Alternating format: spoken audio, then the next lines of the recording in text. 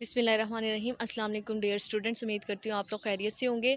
आज की वीडियो हमारे लिए बहुत ज़्यादा इंपॉर्टेंट है क्योंकि आज हम डिस्कस करेंगे सेकंड ईयर के इंपॉर्टेंट लॉन्ग क्वेश्चन केमिस्ट्री के फुल बुक के और देखेंगे कि किस क्वेश्चन के कितने परसेंट चांसेस है। और आपके पास बाज़ औक़ात जो है क्वेश्चन आपको आता होता है उसका आंसर, लेकिन ज़रा सी स्टेटमेंट चेंज हो जाए तो स्टूडेंट को लगता है कि ये क्वेश्चन जो है वो अनसीन है या उन्होंने नहीं पढ़ा या फिर ये उन्हें छुड़वा दिया गया था सिलेबस से।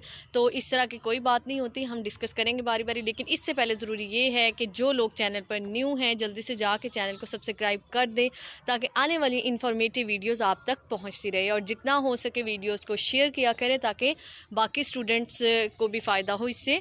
तो चलें देखते हैं। सबसे पहले हमारे पास चैप्टर 1 के इंपॉर्टेंट लॉन्ग क्वेश्चन आते हैं।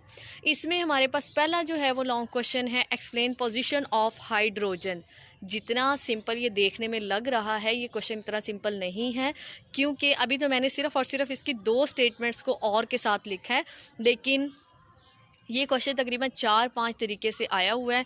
इसमें से मैंने कोशिश की कि दो ही आपको एक्सप्लेन कर दूं, क्योंकि ये ना हो ना कि आप लोग देख के डर जाए, ओहो फर्स्ट चैप्टर में से तो इतने लॉन्ग क्वेश्चन आए, लेकिन वो इतने नहीं हैं, जस्ट उसकी स्टेटमेंट चेंज हुई है। तो इसलिए मैंने वहाँ से दो स्टेटमेंट्स उठा ली हुई है जो डिफरेंट है। पहली तो है कि पोजीशन ऑफ हाइड्रोजन और दूसरा है justify position of hydrogen at the top of group 1A and 7A in the periodic table. और फिर उसके बाद है write to similarities and dissimilarities of hydrogen with first A group of elements. तो आपके पास ये फोर्थ ए ग्रुप के हवाले से भी पूछ सकता है सिमिलैरिटी और डिससिमिलैरिटीज़, या फिर वो पूछ सकता है कि वहाँ पे इसकी पोजीशन क्या बनती है फर्स्ट के लिहाज से, 7 के लिहाज से। तो आपने इसको सेगमेंट में, डिफरेंट सेगमेंट्स में अच्छे तरीके से इसको तैयार कर लेना, बजाय इसके कि आप अलिफ से लेके ये तक पूरा पूरा रट्टा लगाएं।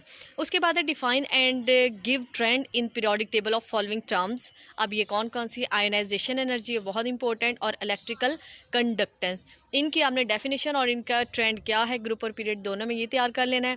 What are periods, discuss various periods of periodic table, define Mendeleev periodic law, discuss improvements in the Mendeleev's periodic table, बहुत इंपॉर्टेंट है ये। Define hydrides, classify different types of hydrides with trend in periodic table. तो ये आपने तैयार कर लेने अच्छे तरीके से, इंशाल्लाह उम्मीद करती हूँ इन्हीं में से आ जाएगा। और जो मोस्ट इंपॉर्टेंट है वो हमारे पास पोजीशन वाला है, आयोनाइजेशन एनर्जी वाला है और इम्प्रूवमेंट्स वाला है। तो ये आपने अच्छे तरीके से कर लेने तीनों। फिर उसके बाद है चैप्टर 2 के सिर्फ और सिर्फ 5 लॉन्ग क्वेश्चन है। Describe with diagram the manufacturing of sodium by Down cells, what are advantages of this process.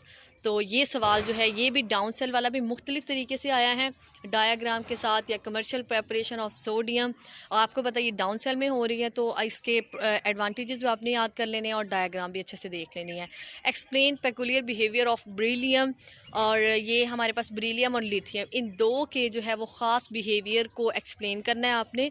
Describe commercial preparation of sodium hydroxide by diaphragm cell, role of lime in industries. ये है हमारे पास 5 long question. तो पहले और दूसरे का जो है पेयर है, आप इनको अच्छे तरीके से तैयार कर लेंगे। उसके बाद है चैप्टर 5। चैप्टर 5 का चैप्टर 15 के साथ पेयर है। इनमें से थोड़े ही लॉन्ग क्वेश्चन है, लेकिन थोड़ा सा रिस्की हो जाता है क्योंकि ये बहुत कम स्कीम में शामिल होता है 5वां चैप्टर, और इसी तरह 15वां। फिर उसके बाद है ये हमारे क्वेश्चन है 3 बन रहे हैं यहाँ पे। What is bleaching powder, how is it is prepared commercially, give 8 uses of noble gases, discuss peculiar behaviour of fluorine.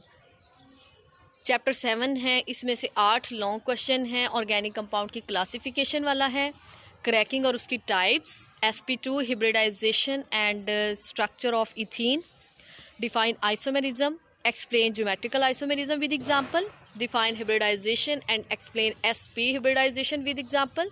अच्छा, यहाँ पे मैं एक बात बता दूँ, आपने जो है वो sp3 भी कर लेनी है तैयार, क्योंकि sp3, sp2, sp ये बड़ी ही इंपॉर्टेंट है, तीनों हिब्रिडाइजेशन के types. What is mean by reforming of petroleum, explain knocking and octane number. ये मुझे लगता है कि स्टूडेंट के लिए ये वाला जो क्वेश्चन है वो अननोन था थोड़ा सा, क्योंकि ये 2-3 सेगमेंट में आया। एक तो रिफॉर्मिंग के बारे में पूछा हुआ है, दूसरा नोकिंग और ऑक्टेन नंबर को भी साथ मिला दिया है, और आपने इसकी सूटेबल एग्जाम्पल के साथ इसको एक्सप्लेन कर देना है। Define functional group, name typical functional group containing oxygen, define isomerism, explain position and functional group isomerism with one example. तो आपको अंदाज़ा हो गया होगा कि क्वेश्चन किस तरह से आता है, ये इसको ध्यान से आपने तैयार कर लेना है। उसके बाद है चैप्टर 8 के तकरीबन ये 8 क्वेश्चंस है, जिसमें कोब्स इलेक्ट्रोलिटिक मेथड, ये तीनों का ही बड़ा इंपॉर्टेंट है, अल्केन, अल्कीन और अल्काइन का। इसके अलावा अल्कीन की प्रेपरेशन है, हेलोजिनेशन ऑफ अल्केन्स है, और एसिडिक बिहेवियर है, और इसके अलावा वुल्फ किश्नर और ये क्लेमेंसन वाला है, क्लेमेंसन और वुल्फ किश्नर। तो ये आपने ध्यान से देख लेना है, ये एक लॉन्ग क्वेश्चन कोब्स वाला और हेलोजिनेशन वाला है, उसके बाद क्लेमेंसन एंड वुल्फ किश्नर वाला है। ये क्वेश्चन ध्यान से देखने वाले हैं। चैप्टर नंबर 9 जो है explain structure of benzene bye atomic orbital treatment, ये बहुत ज़्यादा इंपॉर्टेंट है और ये बहुत दफ़ा आ भी चुका है, और काफ़ी इस चैप्टर में से जो ज़्यादा टाइम आया एक ये क्वेश्चन है। फ्रीडल क्राफ्ट अल्काइलेशन और एसाइलेशन है, और उसके बाद जो है आपके पास सल्फोनेशन और नाइट्रेशन। ये है 3 लॉन्ग क्वेश्चन जो इस चैप्टर से बार बार आए हैं, तो आपने इनको अच्छे तरीके से देख लेना है। और बाकी जो है हमारे यहाँ से 4 methods for preparation of benzene आ जाता है। उसके बाद what is resonance, explain structure of benzene by resonance method. Chapter 10 जो है डिफाइन न्यूक्लियोफिलिक सब्स्टिट्यूशन रिएक्शन। अच्छा, चैप्टर 10 के जो है वो बाज़ का जो है वो सीधा सीधा लॉन्ग क्वेश्चन नहीं आता, दिखने में तो हमें ये हो रहा होता है कि ठीक है SN1 है, SN2 है, E1 है, E2 है। फिर उसके बाद जो है ग्रिग्नार्ड वाला जो है बड़ा इंपॉर्टेंट है। ग्रिग्नार्ड वाले में आपने ध्यान से जो मैंने दिए हैं नीचे, इनको अच्छे तरीके से तैयार करना है। SN1 रिएक्शन क्या है, उसका मैकेनिज़्म, SN2 का मैकेनिज़्म, SN1 और SN2 में डिस्टिंग्विश करना है, आपने इसको डिफ़ाइन करना है। बीटा एलिमिनेशन रिएक्शंस क्या होती है, उसकी टाइप्स को एक्सप्लेन करना है। और जब इथाइल मैग्नीशियम ब्रोमाइड ट्रीट किया जाता है किसके साथ, फॉर्मल्डिहाइड के साथ है, एसिटाल्डिहाइड के साथ है, उसके बाद एसीटोन है, कार्बन डाइऑक्साइड है, इथाइल अल्कोहल है, तो कौन सी प्रोडक्ट्स आपके पास बनती हैं। उसके बाद चैप्टर 12 है। चैप्टर 12 के भी ये मेन लॉन्ग क्वेश्चन है। इसमें से कैनिजारोज एल्डोल कंडेंसेशन है, हेलोफॉर्म रिएक्शन है, और यूजेस ऑफ एसिटाल्डिहाइड है।